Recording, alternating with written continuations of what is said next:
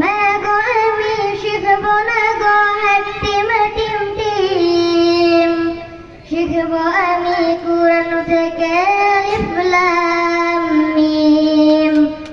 মা গো আমি শিখব না গো হাট্টিম টিম টিম, শিখব আমি কুরআন থেকে আলিফ লাম মিম।